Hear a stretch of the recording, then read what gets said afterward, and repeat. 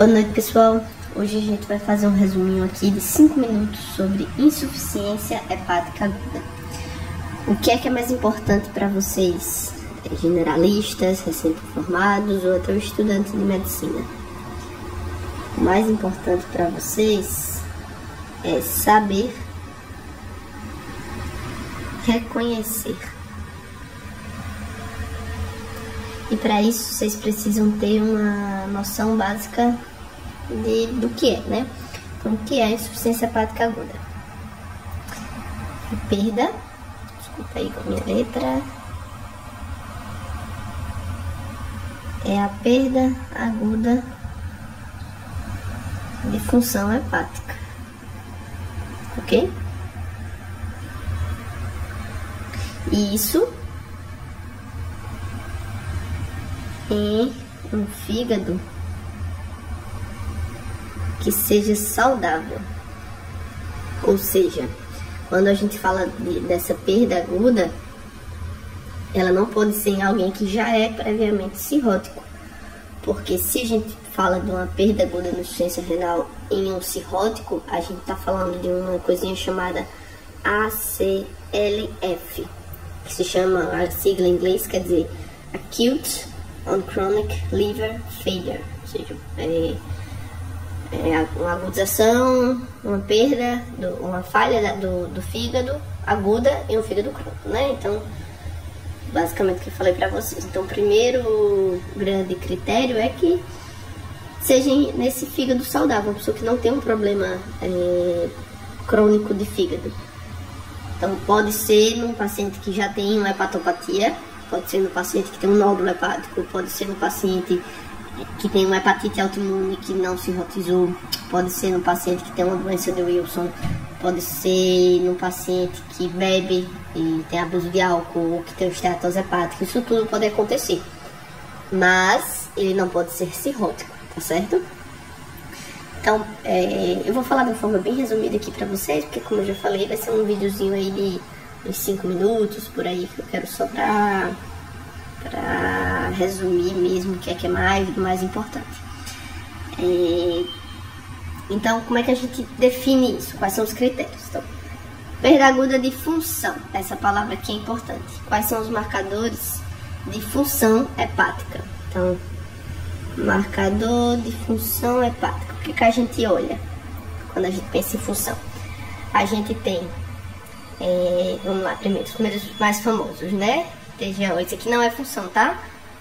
Hepática, eu tô falando dos marcadores de fígado, né? Por assim dizer. A gente tem TGO e TGP, a gente tem fosfatase alcalina e gama GT. Esses aqui não são função, tá certo? Quando a gente tem uma elevação de TGO e TGP, a gente tem um dano hepatocelular. Quando a gente tem desculpa, pessoal, acabou saindo aqui. Quando a gente tem um aumento de fosfatase e gama GT, a gente tem um marcador, a gente tem um dano canalicular. Isso aqui depois eu posso fazer um outro vídeo para vocês, mas isso aqui a gente pode saber qual é o maior dano, se é um TGO ou TGP, ou se é um fosfatase gama, né? Se é um dano mais hepatocelular ou se é um dano mais canalicular, fazendo uma coisinha chamada relação R, mas isso aqui a gente deixa para a próxima aula, tá certo? Então, esses aqui, eles são marcadores que não são de função, hepática, ok? Deixa eu apagar aqui para não confundir vocês. Função hepática, então, a gente vai ter 3 principais marcadores. Quais são esses marcadores? Deixa eu tirar aqui. Uma aula bem formalzinha, tá certo? Só pra gente conversar um pouco. Quem são esses marcadores? Bilirrubina, INR e albumina. A albumina, ela tem uma meia-vida de cerca de 5 dias. Então, se a gente pensar num paciente que está fulminando, você tem que pensar na insuficiência hepática aguda como um quadro grave, tá certo?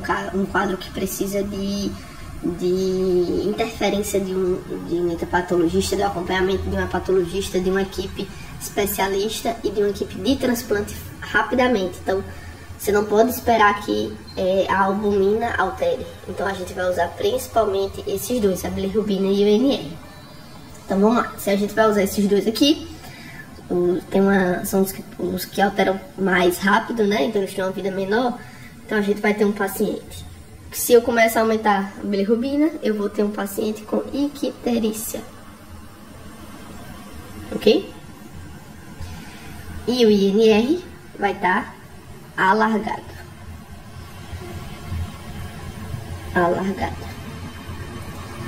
Pô, e quanto é um INR alargado? Acima de 1.5, a gente já tem que começar a prestar atenção, tá certo? Mas vocês vão ver já que quando a gente pensa em critérios de transplante, tudo isso, a gente pensa no INR um pouco maior, tá? Mas acima de 1.5 a gente já pensa no INR alargado. E um paciente com icterícia. Então, a gente vai ter, como por definição, a insuficiência hepática aguda vai ser um dano, definição. Isso aqui, um dano hepático agudo com perda de função. Então, a gente vai pensar nisso no paciente que tem a icterícia com INR alargado, tá certo? Então, na prática, vai chegar para vocês um paciente que começou a ter icterícia, vocês vão pedir, todo paciente com icterícia, vocês vão pensar em pedir a bilirrubina, né? E pensem sempre em pedir provas de função hepática. Então, você vai pedir o INR, mesmo que a gente saiba que a albumina, ela altera mais tardiamente, vocês vão pedir proteínas totais, frações.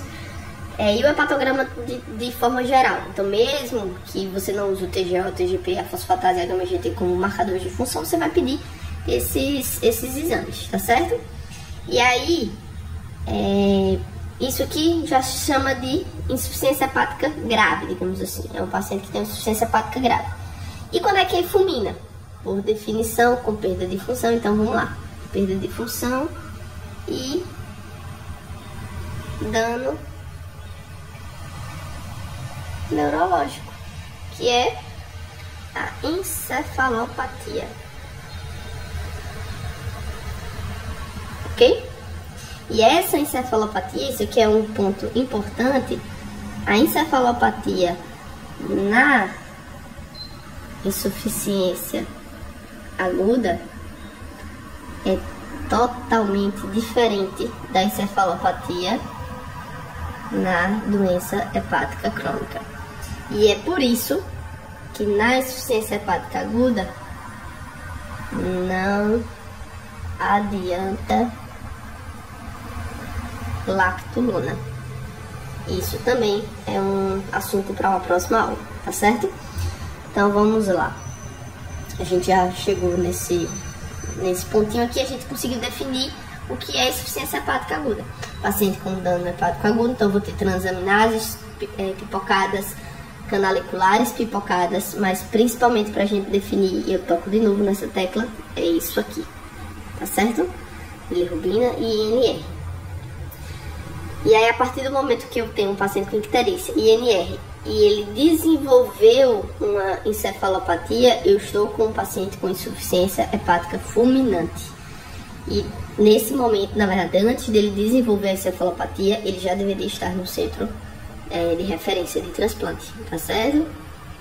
Então, só nesse ponto aqui, quando eles chegam para você nesse ponto, vocês já devem internar, vocês já devem tá pedindo uma vaga em algum outro serviço, caso o serviço que você esteja não tenha um serviço de hepatologia, um serviço de transplante, tá?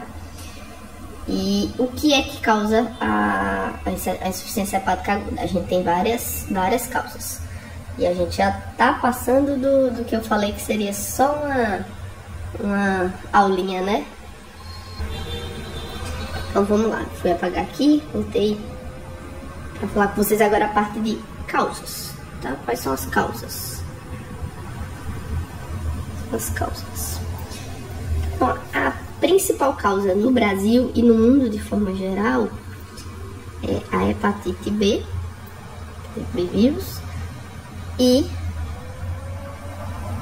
outras hepatites virais.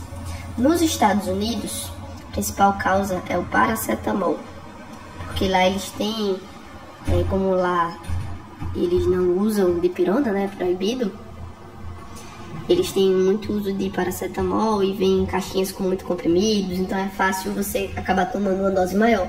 Inclusive, metade das intoxicações são incidentais, não é por tentativa de suicídio, tá certo? Metade delas são incidentais.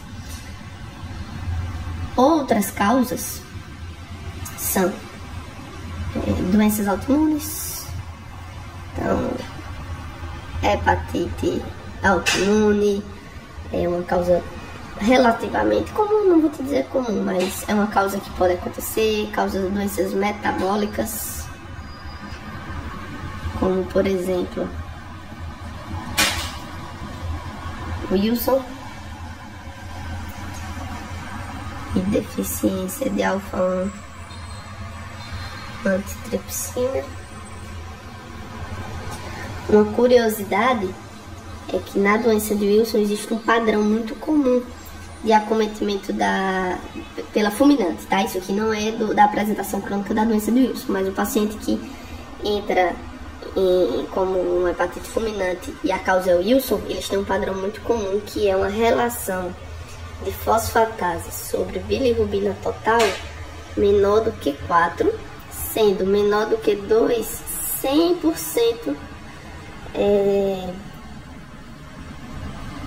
com a acurácia de 100% para o diagnóstico. Ou seja, pensando que o nível de valor de referência da fosfatase é ali mais ou menos perto de 100, né, o valor de referência, a bilirrubina normalmente o valor de referência é 1, mais ou menos, em torno de 1, então a gente vai ter uma canalicular que aumenta muito pouco para uma bilirrubina que aumenta muito.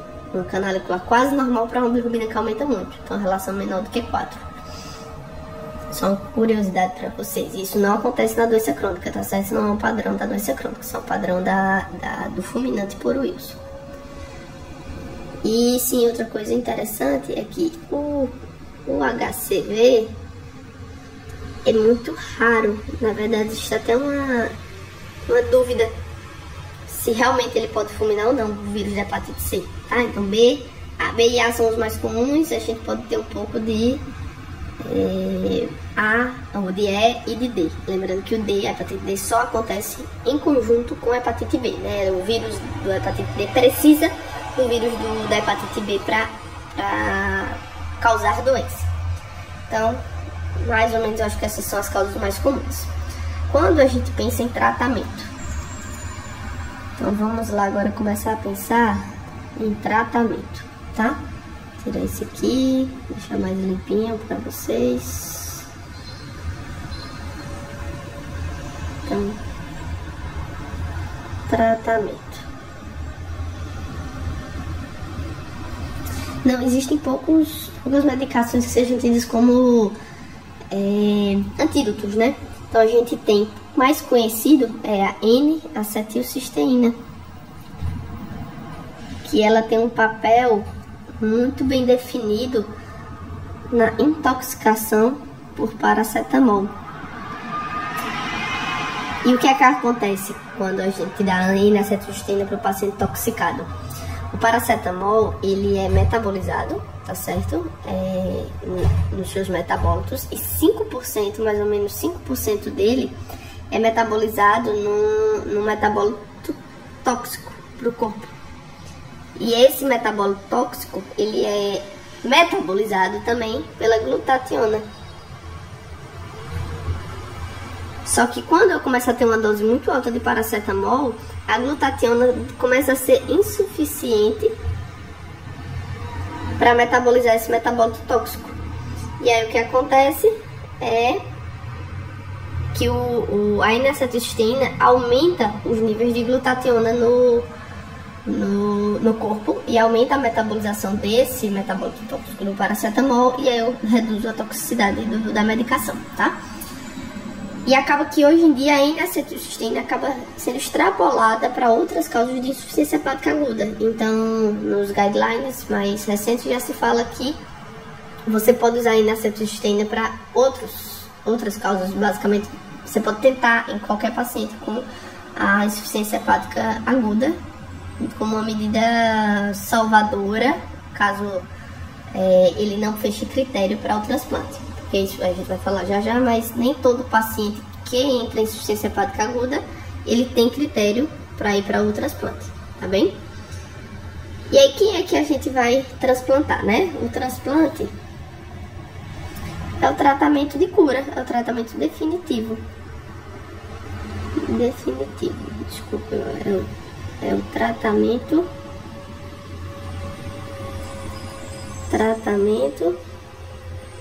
definitivo.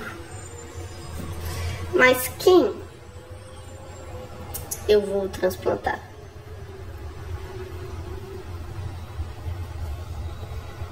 Eu vou transplantar os pacientes que preencherem o critério de King's College. Vou colocar aqui para vocês. Aqui no King's College de vez, né? A gente viu a classificação em hiperagudo, agudo ou subagudo. E aí o King's ele separa entre insuficiência por paracetamol e insuficiência por não paracetamol. As outras medicações entram nesse por não paracetamol, tá certo? E aí o paciente com insuficiência por paracetamol que tenha um pH menor do que 7,3 pelo menos 24 horas após a ingesta e depois de ter sido feita uma ressuscitação aqui, é no sentido de hidratação, tá certo? Ele já preenche o critério. Outro critério isolado, você pode ver que esses pontinhos aqui são critérios isolados, tá? É um lactato maior do que 3 mmol por litro ou 3 desses critérios. Tem que ter esses 3 juntos.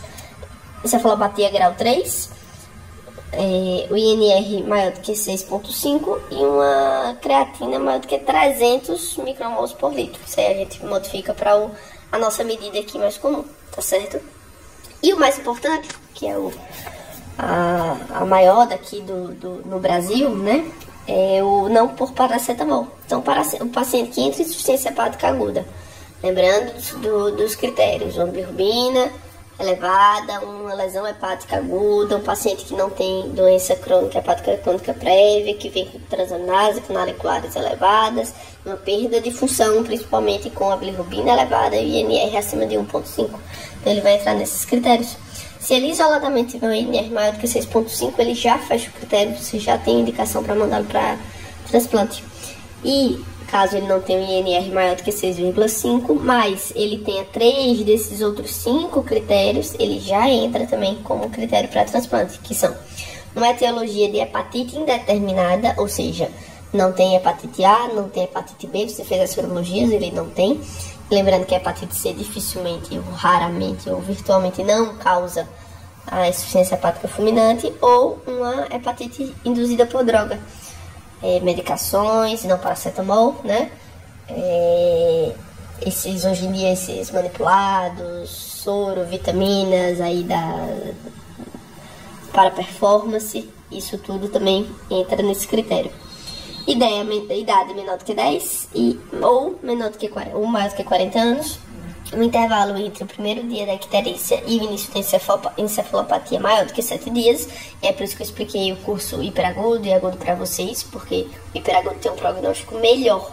Então, se passar de 7 dias e não encefalopatar, então quer dizer que se você encefalopata a partir dali, você tem um prognóstico pior. Uma bilirrubina maior do que 300 micromol por litro, modificando para a medida que normalmente a gente tem nos nossos laboratórios, fica em torno de 17. E o INR maior do que 3,5, fechando 3 desses. Então, digamos que uma paciente jovem de 30 anos teve uma hepatite B, não era vacinada, teve contato, entrou no seu plantão lá com INR de 1,5, 1,6 e uma bilirrubina tocada, uma bilirrubina lácera de 5. Você já é para pensar que ela tá podendo entrar na insuficiência hepática fulminante, tá certo? Então, só dela ter aí uns 30 anos, uma bilirrubina, vamos dizer, uns 30 anos, era uma hepatite B. Eu dei um exemplo ruim, né, pra vocês, porque não entra nesses critérios. Mas mesmo que fosse uma hepatite B, com 30 anos, faz 8 dias que ela começou a ter a ficar amarelinha, olhou no espelho, estava amarelinha, então ela já preenche a idade, ela já preenche esse critério aqui de intervalo maior do que 7 dias, né? Ela não encefalopatia até agora, mas ela já tem um INR elevado e a bilirrubina tocada, ela já está começando a preencher critério, então nesse momento vocês já podem pensar em ligar, em tentar transferi-la para um serviço que tem um maior suporte, caso que você esteja não tenha. Tá certo, pessoal? Era isso mais ou menos que eu queria conversar com vocês hoje. Espero que vocês tenham gostado e deixem aí nos comentários o que é que vocês querem nas próximas aulas.